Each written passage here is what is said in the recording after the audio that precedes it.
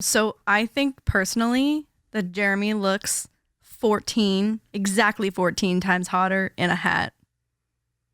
Roll the intro music.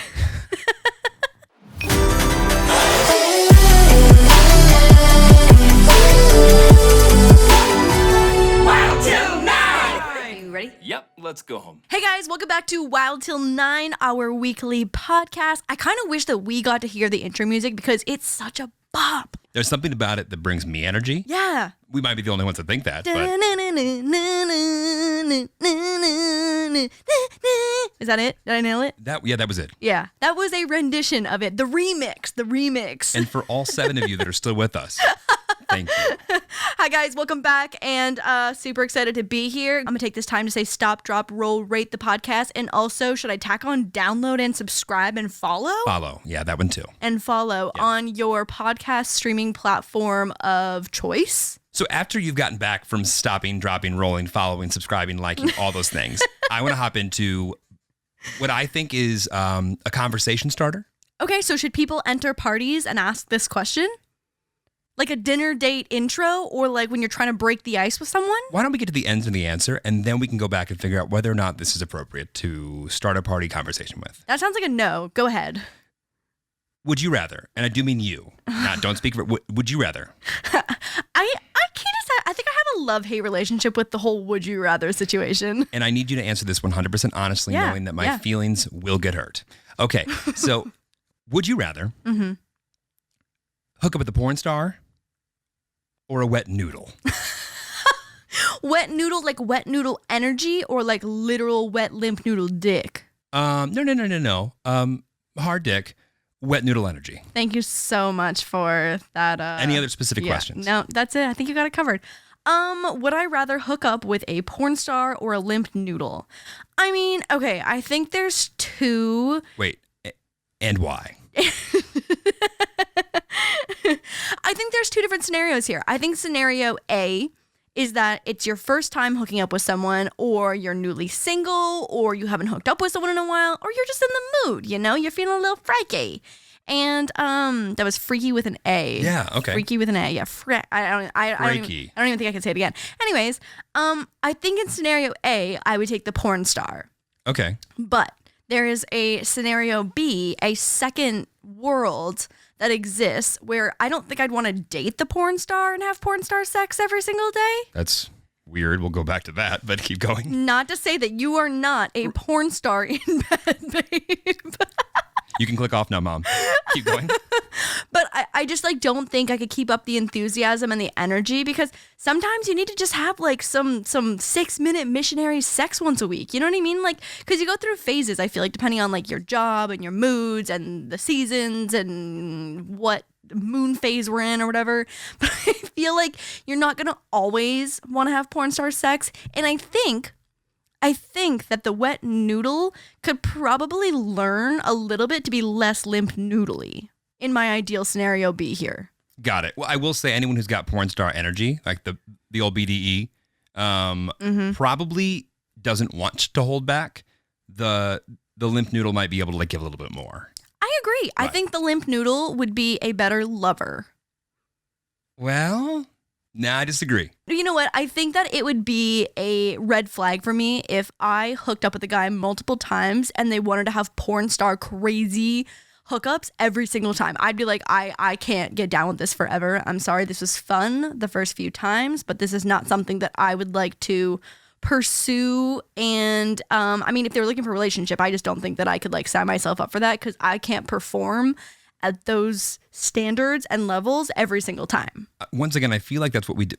It's okay. We can move on. Did we just depict like a really accurate version of what our sex is like? Right. We're just like, and we're boring. That's what long-term relationships look like. Wild Till 9, sex included. There's nothing wrong with 8:30 p.m. sex. Oh my God. There's nothing wrong with that. I want to move on to the next topic so that I don't feel bad about myself. Okay, all right. I think one of the most requested conversation topics that I've seen requested of us thus far has been red flags. So red flag number 1 is that they want to have porn star sex. Well, this is just for me. Let's take it a step back. Red flags. What can red flags be? What can define it? Because I think for my perspective, what red flags are, and for you, they're very different things. So like, what are red flags? I mean, I think it depends what you're looking for. Like, if you're just looking to have fun, there's a whole different set of red flags. Oh, like a yellow flag. I think it's still a red flag. Got it. Yellow would be, I mean, I think yellow flags exist in all scenarios, proceed with caution. And then I think the red flags for a relationship are on a totally different level. It's like That's different things. You're looking for different things, Okay. So there can be red flags for you for hookups that are very different than relationships. Absolutely. Absolutely. And I am living proof that I was able to kind of go through all of those without any red flags on both sides. I would say that you were a big yellow flag for me. And at some point you went green. So congratulations. I'm satisfied with that answer. Keep going. No, but one of the biggest red flags I feel like that I encountered in my single days, my single territory. All 17 of them. All 17 of them, all 17 days. I'm a ridiculous serial dater. We can get into that. Not by choice. That's a whole other podcast episode. But when I was single, one of the red flags that I ran into on one of my very first dates, like back into single dating, was the inability for that person to talk about themselves. Then in turn made me over talk about myself. Okay, so basically I made the the worst mistake here of going on a breakfast date. And no, there's no breakfast date. You went to a breakfast. I went with a Tinder swipe. I literally was a Tinder swipe. I'm not even kidding. Tinder's not for breakfast dates. Tinder is not for breakfast dates. We can come back to that, but go on. Anyways, so this dude wanted to go for breakfast. And so I was like, I mean, I like breakfast, but I just was so new to dating that I forgot when you go for any type of meal, you're confined to that date until you're done eating and the bill has been paid. And there's other factors in this scenario that are dependent on like the kitchen, how fast the kitchen brings out the food, and your server bringing the bill, and there's just like so many outside factors to you being confined to a place if things are going poorly, which they were. So anyways, go on this breakfast date with this dude, and he ended up being so damn quiet, and I'm sure that he was just nervous and shy. So me, as anyone would be meeting you, my love, I hate you. So I start panic talking. I just start panic talking and spewing, and like I'm a talkative person, but I'm not like crazy social or anything. And this basically felt like I could have been interviewing him for some kind of like a personal assistant job. Like I was asking him so many life questions. Give me one. And just I don't know. Like, what do you do? Do you have siblings? Where are you from? Where was your last trip? So like one step above, how's the weather? Like literally that probably was one of my questions. I just like blacked out in panic. And also like I'm a pretty quick eater. And also once I got the sense that this date wasn't going well, I have never eaten so fast. There is a professional hot dog eater with the last name Kobayashi. And fun fact, my middle name is Kobayashi. I channeled speed eating into myself so hard on that breakfast date. Yeah, but then when you're done with your food and have the ability to talk even more, and all he's doing is eating and trying to answer your questions, that's even harder. It was even more awkward. Oh my God. No, there was just regret coming from all angles on this breakfast date. So anyway, so after I'd finished playing 45 questions with him, I went to the bathroom to go try and think of more questions. I literally texted all your friends. I texted all my friends. Of course. I was sitting on the toilet with my phone on Google being like, questions to ask on a first date. And I was like, damn it, I've asked all of these questions. I got nothing left. I wish that, well, actually, I'm glad I didn't know. But going into dating you, I wish that I had a general sense of that I was actually going on a first date with like a half a dozen girls. And they all are just updated hour by hour throughout the process. Like I think back to the things that were probably said about me or around, it was everyone's input. You know what? I feel like in my friend group, what we do is that we expect either a thumbs up or a thumbs down, just as a general consensus of how the date is going. And then we get the full rundown, obviously, at the end of the night. But like mid-date, everyone in the friend group expects like some kind of emoji to depict how the date is going. So we just have like a little, an idea a little sprinkle of like how the night is going for them so we can get excited or be scared for them or like, like fake a phone call to come pick them up or something. Right. Yeah. Or send the search squad. Right. Or send the search squad. Okay. Exactly. So yeah, so I ended up being just like so aggressive, and oh my God, this was so embarrassing. He made a comment of just being like, I think he actually may have said something about it feeling like an interview, and he was like, I'm sorry, I'm so shy. This feels like an interview or something, and I was like, so like self-aware enough to know that it's not going well, right? But not capable of fixing it. Totally. I'm not sure that's any better. I know, and we actually ended up having like a mutual friend, and still like could not muster a conversation even around the mutual friend. And then after the date, he texted me being like, "I'm sorry, I was so shy." Like he apologized for not talking at all, and because I think he felt bad that I felt the need to just like overcompensate for his silence. I love how you said, I'm sorry, in case you're wondering. Yeah, she is Canadian. Got it. I had somewhat of the opposite experience, but at the same time, kind of the same. Okay. I am not shy on first dates or really in any encounter. I don't mind talking. I can find something to talk to somebody about most of the time. You love hearing the sound of your own voice. Okay, rude. Anyway, and I remember we maybe had the first drink was there kind of thing. It wasn't even, we had really gotten into the date. And I noticed she was completely and utterly and transparently reading from a list of prepared questions that she had. No. And what the weird part about it was they started like the normal ones, okay. Right? Where it was things that I guess anyone could ask, but then it just it was as if it was like a 1 to 100 things you can ask someone to really figure out who they are. And the last like 30 were just like really deep. Were really, yeah, like oddly deep and would you adopt a kid and this and that. And I was just like, I have an answer for this. And it's the last thing that I want to talk about. You know, it's just like, why are we talking about these specific things that you don't really want to get to till like date 4 or 5 anyway? I have so many questions. Okay, first question. Was it on her like iPhone notes or was it a piece of like physical paper? No, it was iPhone. Okay, it was iPhone. Okay, yeah. Interesting. Was she crossing them off in any way as asking them? No, but you could see like in her head, like, yeah. Oh, She was like, okay, I like that. I like that answer. Okay, let's go to the next one. And when I say it was so transparent, she even got to the point where she's like, no, okay. Okay.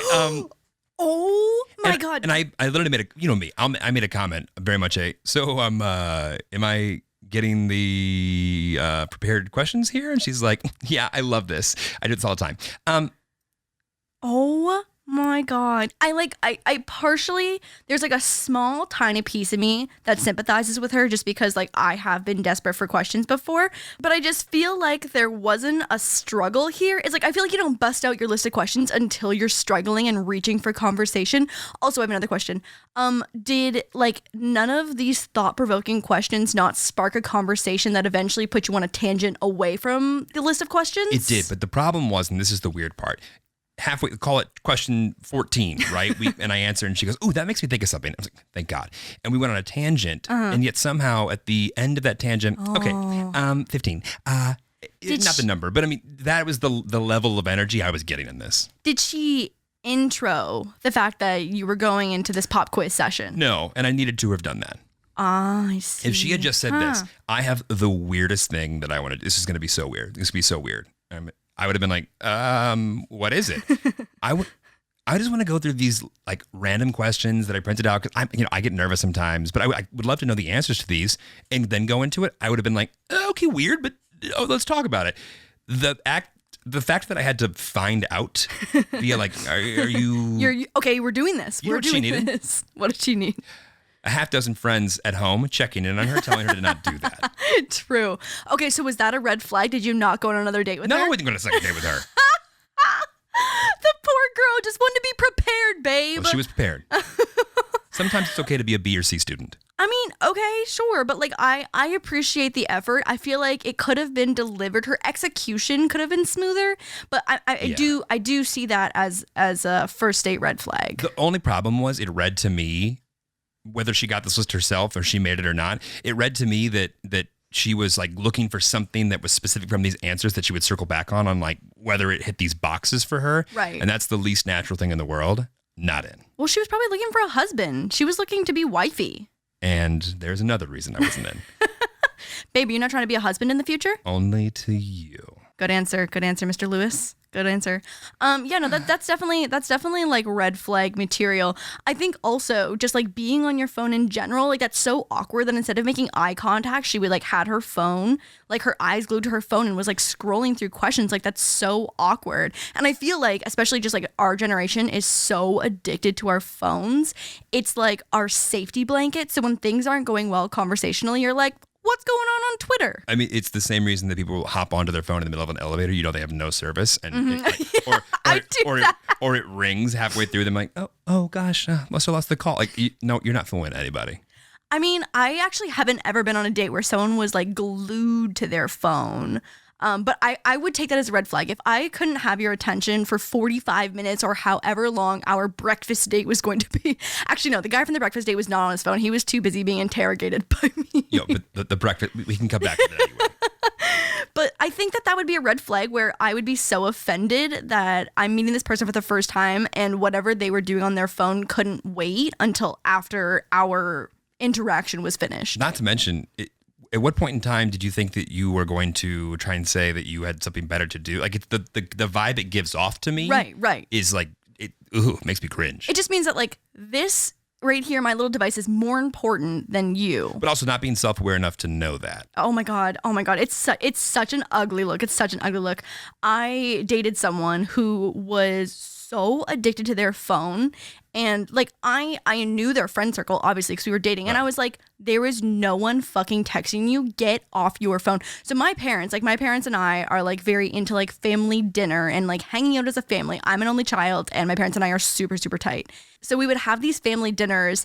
And I mean, I just like feel like during dinner, I wasn't really allowed to have my phone. And also I grew up like not literally having a phone. So there wasn't the option. So family dinner was just like a time where you just like leave your phone on the island and you just hang out and chat. And I feel like as a significant other too, when you're with your girlfriend or boyfriend's parents, like you are on your best behavior. I mean, especially until they come to learn your quirks of okay, he's like that, but he cares, he shows up. Right. But there's one thing that the people are going to have their quirks they don't realize they do. Mm-hmm. It is possible to leave this in the other room. That's not a quirk. Being on your phone during like family or like girlfriend boyfriend time is like it's very, very possible to not allow yourself to have a phone at dinner. Absolutely.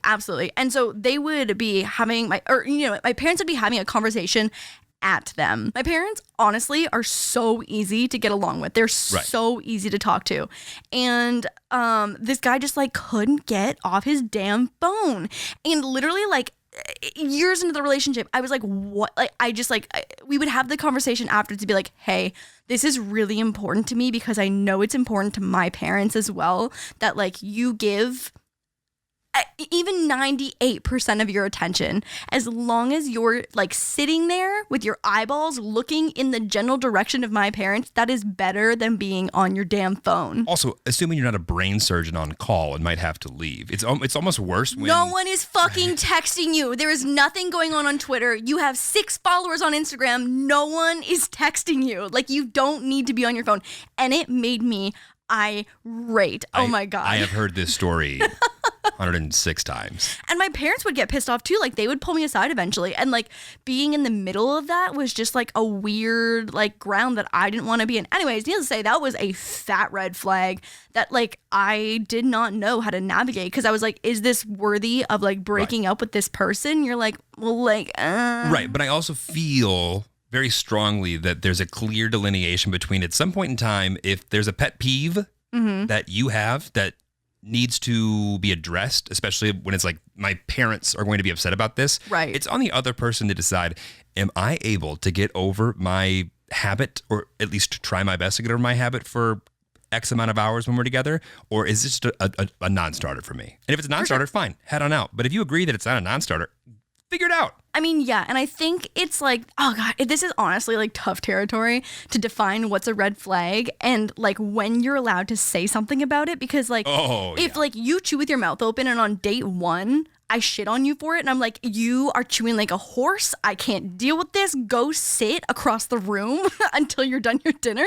Like, that's just rude. Like, that's just plain rude. I should have done that to you, but yeah. You eat with your mouth open, don't even come for me. Go on. But okay. When do you make the switch from putting up with someone because they were maybe just like a little bit of a hookup and that little thing that they do and whatever, and like if you eat with your fork like that one more time, I'm going to be a murderer.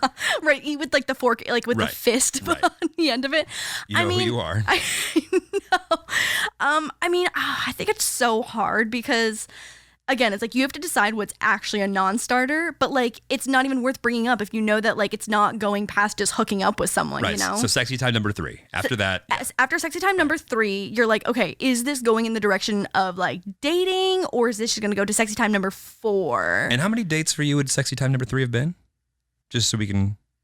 So anyways, back to how I hold my fork. No, but I think it's really difficult because if it's something like if someone smokes cigarettes, you know what I mean? On the first date, you're like, obviously you can't be like, hey, I've just met you, but can you quit this lifelong habit that you've got going on? It's bad for your health. Like they're like, no shit, idiot. You're like, I know.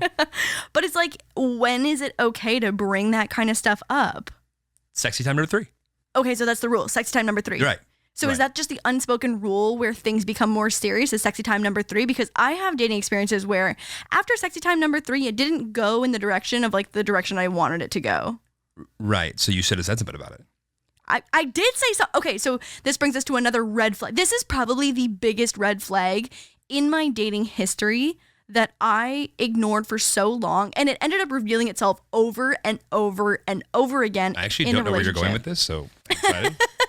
It's just that I started talking to this guy, and he wanted to be everything that a girlfriend and boyfriend is except for the title, which was so interesting. I feel like you never hear versions of this because he wanted to hold hands, he wanted to go on dates, he wanted to pay for the dates, he wanted to have sleepovers, he wanted to fall asleep on FaceTime, he wanted to meet the parents, he wanted to hang out with friends, he wanted to do like group travel, he wanted to, oh my God, like literally I can't even think of something relationship related that he didn't want to do except be your boyfriend, except for add a title to it. And it was so the biggest thing is that he didn't even want to hook up with other people. Like it was exclusive. It was exclusively only hooking up with each other. So we were literally in a relationship except for the title. And did you tell him that you needed to have this title or else? Or how did you get across to that? Oh my God. Well, I got so sucked into it because I was like, I mean, this is great. Everything is so good. Like we're having so much fun. We're so compatible in so many ways. But like he just won't call me his girlfriend. And eventually it came to the point where it was basically an ultimatum where it was like either we are going to do this for real or like I don't want to do this at all because like there's obviously some kind of commitment issue here. And it's like he just didn't want to take on the responsibility of whatever comes with being called a boyfriend. So I don't know if he was just like scared of having to like buy a card on Valentine's Day or like because he was doing all of the boyfriend checklist things. I can tell you right now, and this is the biggest piece of advice I'm going to ever say on this show ever. Everything is downhill from here. Okay. All right. Wow. This is going to be really insightful. Wait, oh my God. I feel like does it need a drum roll or something? Like are you about to change my life? I'm going to say something you already know, but that everyone needs a reminder of, especially anyone who's in the middle of do I like this guy? Does he like you? Invite any of that shit. Okay, lay it on us. The only thing that guys are consistent with, if we want something in the form of a woman, we will do what we need to do to at least try to get that. That is so damn true, and it makes me so angry with myself at how many times I ignored knowing that. If someone wants to talk to you, they will. If someone wants to hang out with you, they find time. Guys, we can put anything off that's important for the longest of times, but when we actually like a girl, we don't dick around and play games. Well, sometimes dick around, but yeah, we get to it at the end of the day. Like if they want to spend time, there will always be time. Right. And if they are interested in a relationship, I assure you, they will be moving towards a relationship. They might not know how to get there, but like you'll be able to tell that they want that. Right. 100%. I mean, so circling back on my really unfortunate situation is that I ended up basically serving up an ultimatum, which is not a healthy ground to start your relationship on, of being like, either we're going to do this for real or like, I don't want to do this. I don't want to do this anymore. And in my head, I was like, okay, either way, I get to go either one way or the other. I get to start moving on, which is going to like lead to a healthier mindset, which I probably should have done, honestly, or we end up doing it, but you start a relationship on like weird grounds. Well, also at any point in time you force somebody into a feeling or what they're going to be comfortable with, that's never a good option. Also, just like hugest red flag in the entire world. They didn't want to be my boyfriend, like, you dumb idiot, Lauren. Like, they didn't want to be your boyfriend. Why did you force them to be your boyfriend? Anyways, so we ended up dating. And then this whole like commitment issue and like going through the phases of like what the relationship would grow to be, every single little milestone, I guess, that you would consider that you kind of hit in a relationship was, it could have been an ultimatum. I could have made an ultimatum out of every single milestone that a relationship faces. What's crazy is I think back in all of the girls that I've actually dated, I knew so quickly into date 1, 2, 3 that it could lead there. And it wasn't that I didn't think that of the other girls that I ended up actually dating. It was just this middle part oasis of, I mean, it's fun, I guess. It's whatever. Like, it's never been like, no, definitely not. It's like, that I'm interested in that girl, or neutral. Wait, hang on. Girl brain processing, loading. It was either yes or middle? Well, and it's not to say that like, if I went on a date with a girl and it was a terrible date, it would just done. I guess my point is any date that wasn't a bad date, where it was like, I could see them again. I knew date 2 or 3 that I guess I didn't know. Let me rephrase that. Every girl I ended up dating, I knew so quickly into date 1, 2, or 3 that I wanted to actually date them. Right. It never was a hidden, I don't know, maybe like I hear these stories of people that are best friends for 9 years and just one day we decided that we liked each other. That is the farthest thing from my personal perspective. Okay. When I knew, I knew. I see. I mean, I've never been in the situation where I've dated a friend that I was friends with first. Double checking. No. I never. It's always been like a random person. Yeah. Because I feel the same way. It's like I feel like once I meet someone, I'm like, oh, right. I want to date you. Right. I put them in that category. Right. A red flag that I feel like is so common, but I personally have never encountered, which I consider myself to be very lucky, is that I've never been with someone who would be considered like a selfish lover. What do you mean? Like, I've never been with someone who's just like me. Oh, good. Like I've never been with someone who doesn't want to also make sure everyone involved is having a good time. I love talking about my past sex life with you. You know what, babe? My past sex life, there is no past. It started the day I met you. Those are the lies I like to hear. No, but I feel really lucky because I feel like so many of my friends have hooked up with just like a guy who is just and you know what? I feel like you've actually mentioned this before, is that when you were like 16 years old, 16 through like my God. I don't know whose book of notes or how to be a selfish sack of shit I read and was like, that's it. I don't know. And also, I don't know why I was so interested in sex or girls in the first place when all I wanted it to be was about me anyway. Well, I mean, I feel like I'm just really, really glad to hear that everyone was a generous lover with you. Well, I just feel as if I feel like any of the last like 2 questions of answers that I could give, I'd love to avoid. No, what but do you mean? I feel like the way that you've described yourself as a lover from ages 16 till probably like 21 was very selfish. You met at 24, so 24. 24. Okay, great. I love that for me. But yeah, I feel like it's a maturity thing on a guy's part for sure. And then also just like a douchebaggery part for some guys as well. It is, and I'm not going to try and cover up any of that. The only piece that I'll add to that is I think that there are many guys that have this idea of what they're supposed to be in bed, and it has nothing to do with what a girl actually wants, and we almost block that out, and we'd rather be known for this porn star of a lover that no one got any pleasure out of than being some limp noodle that accidentally gave some girl an orgasm. Not where I thought that line was headed. Yeah. Okay, I mean, that makes sense. So you do think that there's a small defense for a select group of guys who are overperforming because they're worried about like their ego? I would say overexerting. I'm not saying they're overperforming. Yeah. Overexerting and being overenthusiastic in ways that aren't pleasurable for anybody. For anybody, right. Right. Okay. I mean, that makes sense. That's like a really interesting, I feel like, guys' take on that I've never thought of. Yeah, I don't know. Have you ever, maybe I don't want to hear the answer to this question, but I'm going to ask it anyways. Like you don't have to ask it then. No. Let's go ahead with the question. The podcast will end and we have to go back to our night, but keep going.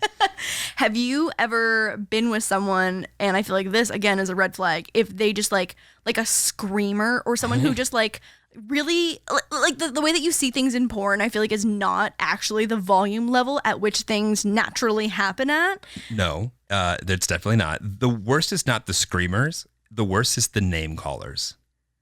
I say I'm so uncomfortable. I shouldn't have asked this question. We can move on. No, let's go down and here's why I really dislike it. I didn't always love my name, Jeremy. It's just so long. It's awkward to say. I'm not gonna lie. Okay. Well, we'll come back to that. I'm not even kidding. Jeremy and I went on our first date, and I think at some point I was like, most of the Jeremys I know are big douchebags. All the Jeremys I know are douchebags. Yeah. Sorry, everyone. Yeah. That's named Jeremy. Yeah. No, there's something about the name Jeremy that is inherently not sexy when screamed in sex. It's just so many syllables. Right. I mean, it is the nearest boner killer of anything I could, like, just Jeremy. I'm sure there are some names out there that none of them really American. I like Alfonso, probably great. Pierre, one, literally French, Spanish, absolutely. Right. American names like Mark, not interested. Jonathan, no good. Okay, so it's the name callers. I mean, that's weird. Oh my God, have you ever had someone say the wrong name?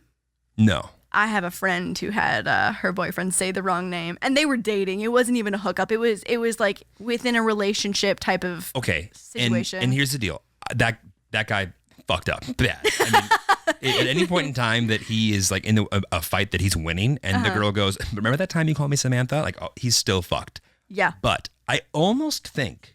I'm not sympathizing with this guy. That guy sucks. I almost think that's more natural. Because it came off just like, he didn't want to say that. That's the most natural thing that came out of his fucking head. That is not natural. No, because if you're saying like someone's name and there's 14 syllables, it's like you're going out of your way to pronounce Jeremy. That's not what's coming out of your fucking head. That you're trying to do that. No, I think that means that he's thinking about Samantha.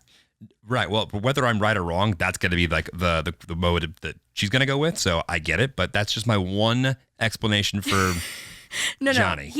Johnny is thinking about Samantha, and Johnny is wrong, and he will never live that down in the relationship because Johnny might never have sex again. Johnny may never have. He should probably just leave that relationship and go back to Samantha. Right. Yeah. Right. Yeah, for sure. Okay, 1, we have a sponsor and we're so excited about it. And 2, I literally have been taking Care of vitamins for the past 6 months. So I'm pretty sure I was basically sponsoring them before they sponsored us. Can confirm that she's been taking these vitamins for the past 6 months because I've been the one to remind her and feed her these vitamins daily. So about 6 months ago, I took the online quiz. It's 5 minutes and asks you questions about your diet, lifestyle, and health concerns to help address your specific wellness goals. And then you get these cute little daily individually wrapped packets that are easy for your partner, your roommate, your well-trained dog to deliver to you. Care of is hooking up our listeners with 50% off your first Care of order. Go to takecareof.com and enter code WILD950. Care of products are formulated with good-for-you, clean ingredients that are backed by science. Science. And ingredients you can actually recognize. So based on my quiz results, Kara recommended fish oil, vitamin D, and a probiotic blend, and I've definitely felt the difference in my energy levels and digestion. For 50% off your first Care of order, go to takecareof.com and enter WILD950. Whoa, I just realized we have an actual coupon code for our podcast. That is so sick. Hell yeah, save that coin. Wait, one more time. That's takecareof.com and enter WILD950. Have you ever had a loud guy? Seems like this is a harder question to answer than I anticipated. I'm just confirming. I don't want to tell any lies, Totally. Truth and truth only.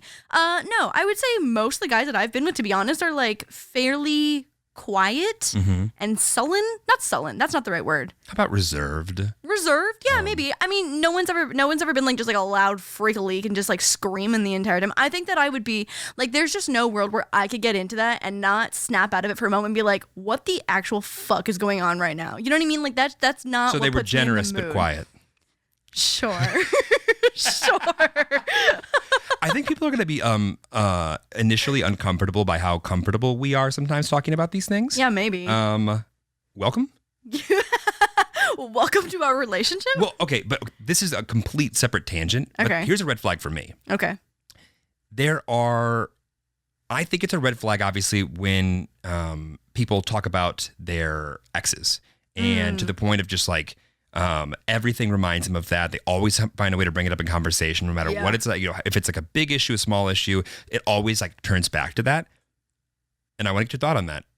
But I also think it's really, really weird when you're on a first, second, third date, or call it like third or fourth date, and there are certain topics that people completely stay so far away from. And not because like it's a traumatic experience they're not ready to share. It's like, oh, you haven't figured that part out yet. Like that's in like the no box with a lock on it, and you're embarrassed of it or something, and it's just like everything's shut down. You never hear about it, and it's just like this forbidden fruit, and you don't know why. I feel like those situations get even weirder as time continues, especially if you end up dating and there's still like a weird closed off area of their mind that you're not allowed to have any insight to. Absolutely. And like whether or not it affects you, it still subconsciously does, obviously, because it's a part of them and it might be a part of like how they act in a relationship.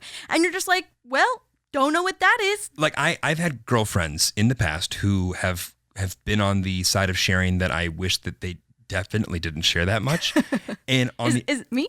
Is it me? It's not you. Is it me? And and I've been on the side of sharing where I would find out things that I didn't think were weird, or that if they were told to me, or I feel like things that I should know at some point, right, from a friend or a family member, or this or that I would bring back to him, like I didn't know this, and then like it gets weird. It elicited this weird response, and it made me feel like, Well, I feel like that elicits like a sentiment where you're like, why are you hiding that? Like it's sketchy almost. Like you're like, that was so normal of a thing. Is there something deeper of why you're hiding? And maybe that's just me being paranoid, but like that would trigger a red flag for me. Absolutely. I feel like I'm sympathizing a lot tonight. I also think that there's like, and I don't know if it's date 10, you get into a pact and you decide that, okay, after this many sexy times and this many dates, and you've opened all the car doors and shut this and been a gentleman or whatever, on date 13, we're going to sit down with a couple bottles of wine and we're going to just get it all out there. And if we can get to the end of that and we still want to be with each other, great. We have some honesty.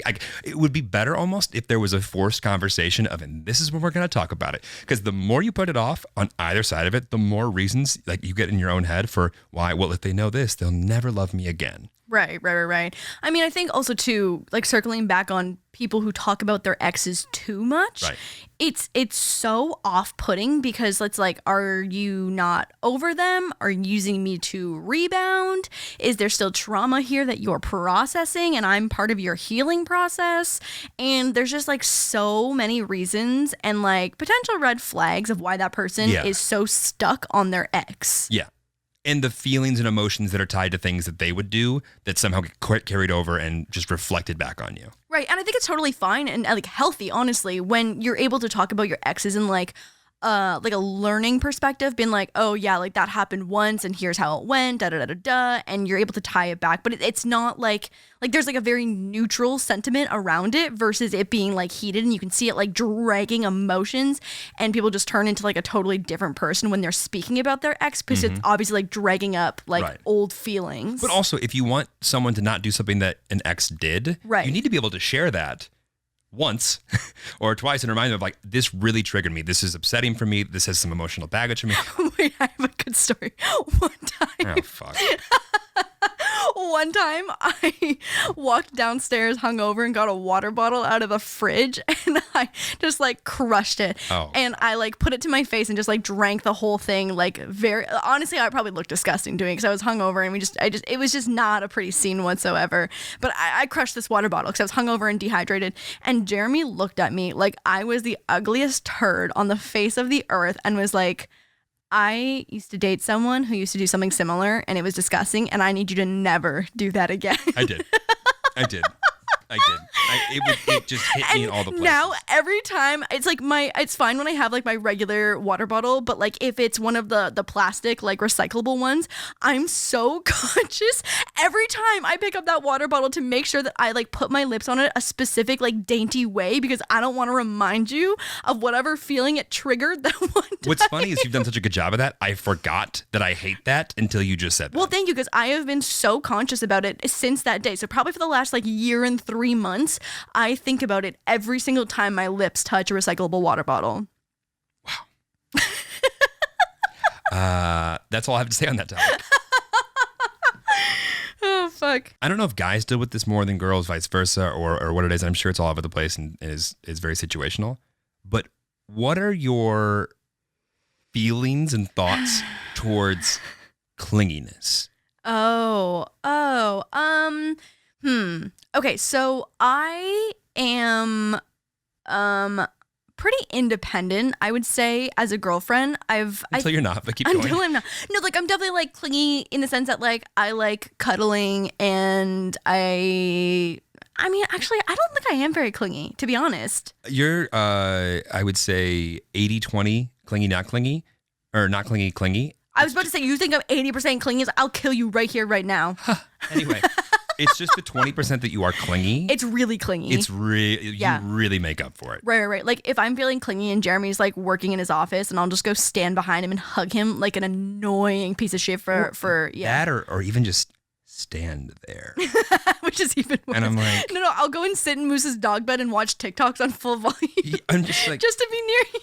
And I know that you're doing it because you want to be near me and you're making that choice. And yeah, that's adorable. There's probably something sweet there. I just can't hear it over the fucking TikTok sound. I mean, that's adorable, and I'm gonna stick with it. So, anyways, I'm a really independent girlfriend for the most part. Like, I think being in a long distance relationship at one point really trained me to.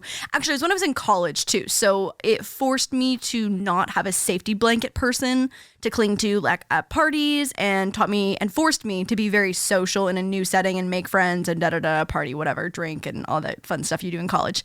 So I've always been pretty independent. And then I think in other relationships, I've disliked the person at times and resent them, and I'm like, okay, well, like I'm gonna go do me and hang out with my friends, do what I want to do, travel on the trips that I want to go on, because I resented that person, and probably should very healthy way to deal with it.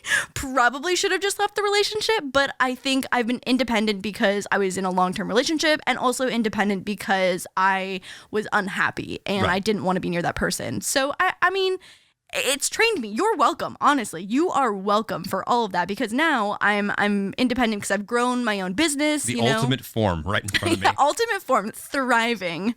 But I mean, I think it's tough. I think my ultimate fear is always like annoying someone and asking for too much. I'm an accommodator, and I hate asking people for help. So being clingy is like a massive fear of mine. So when I start talking to someone new, I'm never that person to double text. Like, I get offended so easily. Not like offended, but I get scared that I've offended them so easily. So I'm never the person to like double text or be really aggressive. I kind of let them come to me. And you know what? Actually, looking back, that's actually not the worst play on my part, because if someone liked me, they would text me, and they would text me back really quickly. Per my last point, if someone likes you, they will text you. I mean, and trust me, I was not going into that thinking that. I was going into that being like, oh my God, I don't want to be annoying. Like, I'm not hot enough to be annoying. Because some girls can probably get away with that. I think you're not annoying, and you are hot enough to be annoying if you were to be annoying. That doesn't mean you should get any ideas. But do you see the bullshit that he can spew from his mouth? Okay. On cue. You can look in the camera and tell me if anything that comes out of my mouth is a lie. When we first started dating, I was 10x the communicator that you were. I was always initiating these first conversations. Oh my God. I was responding. I almost was like, not freaked out, but I was like, oh my God, this guy texts back at lightning speed, and I'm so confused. Like, it was so polarizing how highly communicative you were, and I was like, literally, what is going on? And you know what? It almost put me in a situation that I didn't know how to handle, because I was like, should I be waiting more time between responses? I don't know what to do. You then found out later I just have my messages up on one of my 14 displays at work, and I just like hit the messages. Okay, but like on the flip side, if you have 14 screens up, like my screen is on, or like our text conversation might be on screen number 11, and you've got 13 others to look at. So I feel like I was talking to 13 other girls just as fast. I'm kidding, of course. But okay, so like my biggest fear is being clingy, but I think there are a lot of girls who after especially they go on a few dates and it goes well and they want to like pursue that person, they start getting clingier and clingier and clingier. And I feel like it's something that females fear is being clingy because like like society has painted girls to always be like, oh my God, she's a stage 10 clinger, and guys just want to be like single players and like get with everyone, and girls want to like lock one down. And there obviously are situations where that's flipped, but I agree. I don't think I've ever had a conversation with any of my guy friends who were like, I just feel like I'm being a little clingy right now, dude. Yeah, I'm simp. I'm a simp. Yeah, well, actually, I think I have had a few of those. Where the guy was like, I'm a simp and I'd like her back. But that's just not something that we fear as much. And I think that... Wait, so why is that? I don't know. I'm sure it's something for the guy, it's something primal and simple. And for the girl, it's probably something very complicated. Do you think it's because guys want to keep their options open? So I feel like there's been a lot of guys that I've just like witnessed from the outside of like a friend's relationship or a friend's hookup where the guy thinks that he can do better. And so he doesn't want to commit to that one person because something better might come along. I think there's a type of guy that's like that. But I think most guys are inherently lazy and are very much... I want to be able to have control over this current thing, but if I show too much in like this hand too much, then I don't have another one, and then I can't flip back and forth. And also, I think there are some guys who don't want to make a girl feel like they're too connected, so that way if something does come up, not because they're going out and pursuing it, but if something does fall into their lap, they don't want to be like, they don't want to miss it. We weren't anything. Like the amount of time I ask a guy, like, oh, you're spending more time with her. Are you guys just gonna date or whatever? I mean, we're just like talking. Yeah, they get defensive. And my question is, does she think that? Right. Always. Oh, especially the guys that are the 2 to 3 drinks in become a new person guy. Oh my God. And you know what? No, I don't want to stereotype and say that guys get cheaty, but I feel like people can get more cheaty when they start drinking. Absolutely. I mean, I think that and I do think this is on either side of the issue. For sure. It's not just guys. It's not just guys. And I think it's because some people are I get nervous and awkward. That thing goes down when they drink. That's me. That's definitely you. And let's go back into that for a moment. I think there's that for some folks. And then there are some who just get so excited and have more energy and are willing to be a bigger version of whatever it is. Not necessarily like, and we can go into whether we think that like the drunk actions or sober thoughts or not. But I think that there's people get in that headspace for very different reasons. Right. Like I think some people turn into like a true form of themselves. Like all their filters come off and they become just like whatever their true form is. Sometimes, not always. Well, but then there's the people that always get angry when they're drunk. Oh my God. In high school, the amount of girlfriends that I had that were drunk criers. Oh my God. The amount of nights that I ended up in a bathroom on the floor with some girl patting her back as she cried because she was too drunk. Every guy hates that girl more than anything. No. I hate that girl more than anything because I'm the one patting their back. And you had a generous guy outside that was wanting to take you home that couldn't take you home. Because I was back patting. Right. So let me set the stage for everybody else. So Lauren is pretty awkward in her first encounters when she's not drunk. Fortunately, there's about a 6-ounce difference of wine between tipsy Lauren and non-tipsy Lauren. And the shift is clear as day. And it's like a switch flips for me. It is a flirty, fun, horny difference between these two. It is one glass away. And the questions and the things that she's comfortable with one, it's not even like creepy or whatever. It's just like you have more fun in all capacities one wine later. I just want to advise everyone to indulge in legal alcohol consumption safely in safe environments and just... I distinctly remember, I believe it was our second date when we definitely had more drinks than you probably should have. The switch when I really did learn that Craft Girl wanted to fuck. Oh my God, Jeremy. Oh my God. Let's talk about anything other than this. And everyone's parents. You want to hop off? No. What? No, I'm the type of person that like when I and I don't think this is a red flag. I feel like you're stuttering a little bit here. I don't think this is a red flag, but like when I become tipsy, I would say my filter just comes off and I'm more carefree. Because I feel like I'm such a control freak. What a fun way to describe that. I'm such a control freak in my day-to-day life. Like I'm so type A and I'm so just like get shit done that like when I'm tipsy, I think less about my to-do list and focus more on having fun. And I'm a good drunk. Like I would say that I'm a very fun, happy drunk, and I can't say the same for everyone else. Unfortunately, I wish that everyone could be the drunk that I am because it's a great time. It's always a good time. But I do think, and I've had friends, girls specifically, who get cheaty when they start drinking because they get more confident. I don't think it's girls specifically. There are people that get more cheaty when... You're right. Yeah, I shouldn't gender stereotype at all. I take that back. But it's the liquid courage of being... feeling like they're not themselves, and it puts them into a different mindset.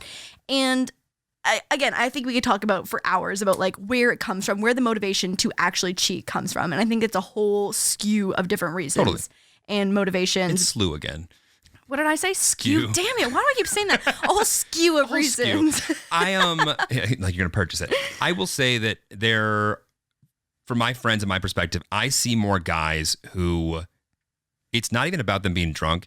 They allow themselves to get into certain circumstances when they are drunk, that when an opportunity for someone to make them feel wanted presents itself. Right. Normally, they would just say, oh, I'm uncomfortable with that for a variety of reasons. And when they're drunk, for whatever reason, they're very much on the page of me. Right. Well, I think so much of cheating actually stems from insecurities, is that them not feeling wanted in, their day-to-day relationship, their only relationship. Right. And then when they end up in a situation and they find themselves and maybe they're drinking, maybe they're even not drinking, and it makes them cheaty because they feel wanted, and that might be a foreign feeling. And it makes them feel secure in something that they haven't been feeling in their current relationship, which is just an overall red flag for A, yourself, and B, your relationship that you should probably work through. But I think again, it stems from so many different reasons and motivations, but a big old red flag in my book. Guys, I am about to give you the magic key to unlocking any show from almost 100 different countries, including my show Craftopia.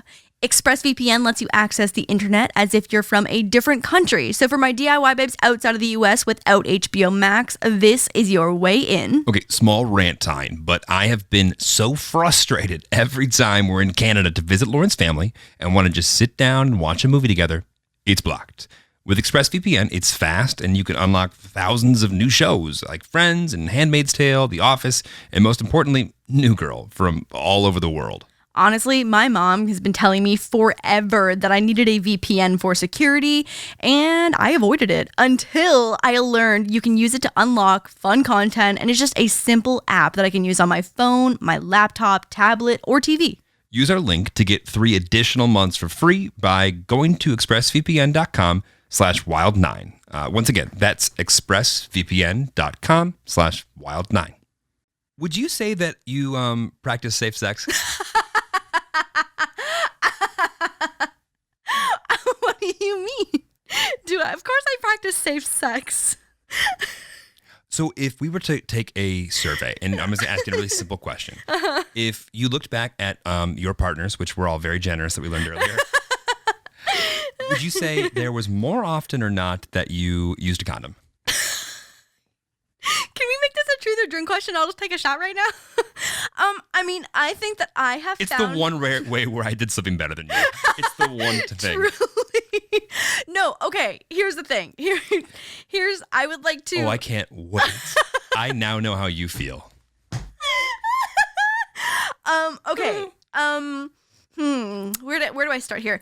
I 99.9% of the times have been in, actually that's not actually the percentage, but majority of times I have been in a committed relationship, and I am on birth control.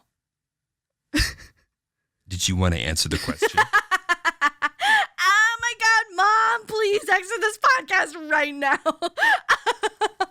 I'm sweating right now. Things I never thought I'd be talking about. So no. The answer is no. Is that there were a few casual partners that I did because you always should. Jeremy actually loves to use the phrase, I use 2 condoms and then orgasm in the next zip code. And that's how he practices safe sex. So if anyone needs any tips and tricks and advice for practicing safe sex, that's 2 condoms next zip code. Yep. Actually, I think science would say that using 2 condoms actually is a better chance of getting pregnant because of friction thing. But yes, I've always said that. And so you didn't actually wear 2 condoms? No, I didn't actually. Okay, got it. But I always, not always, the vast majority condom. And I don't know if it's because my birth mother had me at 15 and there's been a lot of out of wedlock births in my family. Right. And because I do feel that I was reckless in some ways as a teenager, not any more than any other kid, but I checked the reckless boxes in a lot of things. That was not one from the day one that I was willing to really mess with. Right. I'm sure there's a deeper meaning there. But yeah, that was the one that I checked on the safe side. Well, I'm just glad that there's no little Jeremys running around the world that we don't know about. Well, we don't know about them. Oh God, that was good. Oh my God. Anyways, practice safe sex. But practice safe sex, but also it's not the guy or the girl's lone job. No. To come with contraception. You need to come prepared. And guys, stop fucking sitting on them in your wallets. That is not a condom. That is a piece of plastic. That's a warm balloon with a hole in it. When I was single, I absolutely had condoms in my purse every time. What? Go on. Okay, how do I get roasted for coming prepared and also simultaneously roasted for not being prepared? You had a little thing of maturity with you and just chose better? No, not those times. Later on in life. Got it. No. Anyways, as a single person in LA, this podcast has gone so downhill in the last I think it's going uphill. Really? Because I'm really warm? Everyone that stuck with us, you the real ones. I came prepared. When I was single in LA, but I also feel more scared of the STDs in LA than I did in Canada. I don't know. They just seem more intense here. Yeah. It seems like a different breed. They've seen things STDs. Here. Yeah. Exactly. Yeah. But also, girls, don't let men force you into having any kind of unprotected situation that you are not comfortable with. A real man would never force. He's a little boy trying to be a man, and he's not. Bitch. He's a little bitch. That's a little bitch. And also, that's a red flag 10x. Yeah, red flag. The most red flag of the red flags, the reddest flag. And my opinion on why that is, it's not even about the sex itself. You want to have so much control over the experience, big guy. You think that you need. You need to say you don't want a condom and that the experience itself with the condom's not worth it. No, fuck you. You're being immature. Yeah. Put a rubber on. Yeah. Well, on that note, now that we've just yelled at everyone to practice safe sex, which I don't take back, honestly, I think that's a good place to put a pin in it. Stop, drop, roll, rate the podcast, download, and subscribe, follow all of the things. I feel like we probably should have done this at the beginning. People are being so nice. Thank you. Oh my God, yeah, people are being so nice. I feel like Jeremy was scared that people were going to shit on him, but everyone has been so nice. I feel like I was scared people were just going to be very much, fuck that kid. Yeah. That guy sucks. Yep. And they're being nice. Everyone's being so nice. Like, knock on wood, because I want it to continue, because we're having fun, and I think this is great, and we're talking a lot of things, and hopefully people are getting something. Jeremy is a simp for the fans. Getting something. People are just, I'm a simp for people being nice. I guess. Yeah, no. There's so much negativity on the internet. It's so refreshing to see so many positive comments. Like, I genuinely don't have any blacklist word filters on the YouTube channel. Oh, well, for Wild Til. Yeah, here we go. We go. But everyone's been so nice. So thank you so much for that. We really, really appreciate it. It makes Jeremy very happy. I think I put up my shield of that people are going to be mean to me, and that's just how it's going to be. And people have just been super nice. Super nice. So thank you guys for that. We appreciate it. I'm a simp. Jeremy is a simp for the fans, and we love that for him. Anyways, hope you guys enjoyed this episode of Wild Till 9. We will catch you next week. Stop, drop, roll, rate the podcast, download, follow, subscribe, all those things. And we will see you next week. Bye. Wow.